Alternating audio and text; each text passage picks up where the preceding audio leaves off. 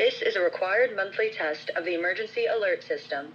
Had this been an actual emergency or dangerous situation, official messages and directions would have followed the alert tones.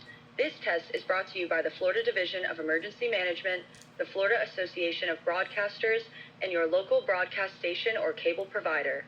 This concludes the required monthly test.